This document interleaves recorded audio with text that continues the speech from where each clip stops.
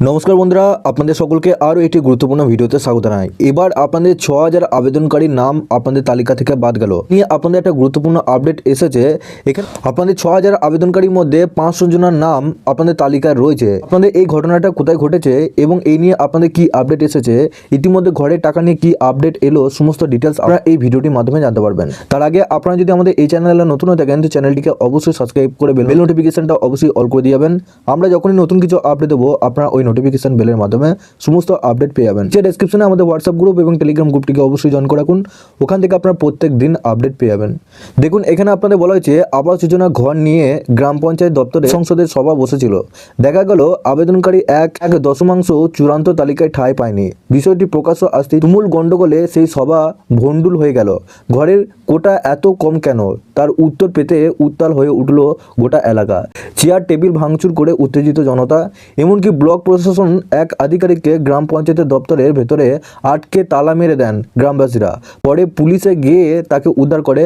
কোচবিহারে দিনহাটা এক ব্লকের ওকারাবাড়িতে এই ঘটনা ব্যাপক আলোড়ন পড়ে গিয়েছে। স্থানীয় সূত্রে জানা গেছে, শনিবার ওকারাবাড়ি গ্রাম পঞ্চায়েত এলাকায় আবাস যোজনা ঘরের তালিকা নিয়ে গ্রাম সংসদ সভা চলছিল। এই সভায় অভিযোগ ওঠে সার্ভে শুরু হওয়ার আগে আবেদনকারী হিসেবে 5700 জনের নাম ছিল, কিন্তু তার মধ্যে মাত্র 6065 জনের নাম চূড়ান্ত করা হয়েছে।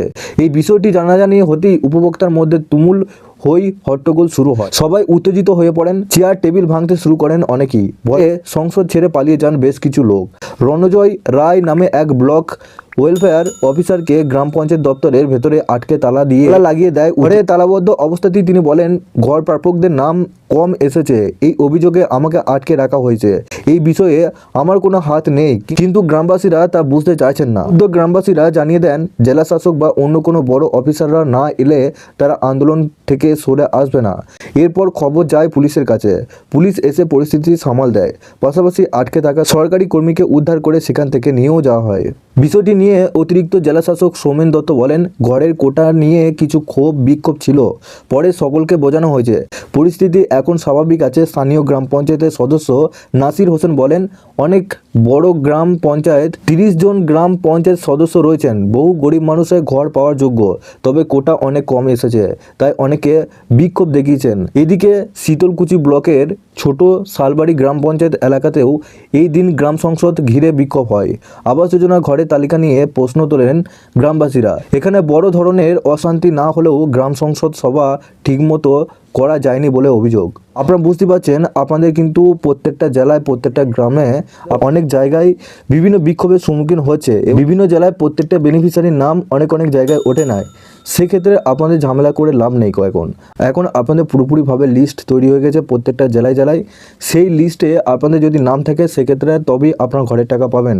3 ডিসেম্বরের আগে আপনাদের অভিযোগ করে জানানোর কথা ছিল। সেই অভিযোগে যারা জানিয়েছিলেন তার মধ্যে যাচাই বাছাই করে আপনাদের সেই সমস্ত যোগ্য উপভোক্তাদের তালিকা তৈরি করা হয়েছিল। তবে আপনাদের 24 লক্ষ উপভোক্তা এখনও বাকি আছে ঘর দেওয়ার। সেক্ষেত্রে পরের যে আপনাদের 24 লক্ষ বাকি আছে, সেই 24 লক্ষ উপভোক্তাদের অ্যাকাউন্টে কবে টাকা দেবে সেই সময় আপনারা কিন্তু অভিযোগ জানাতে পারবেন। সেই একটা আপনাদের কাছে চান্স আছে তখন আপনাদের ঘরে নাম তোলার।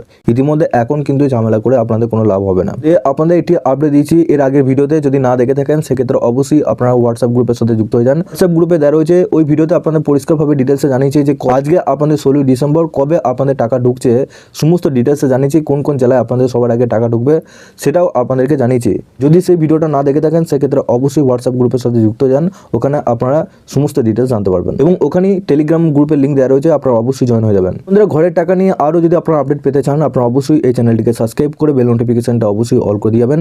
আমরা যখনই নতুন কিছু আপডেট দেবো আপনারা ওই নোটিফিকেশন বেলের মাধ্যমে সমস্ত আপডেট পেয়ে যাবেন।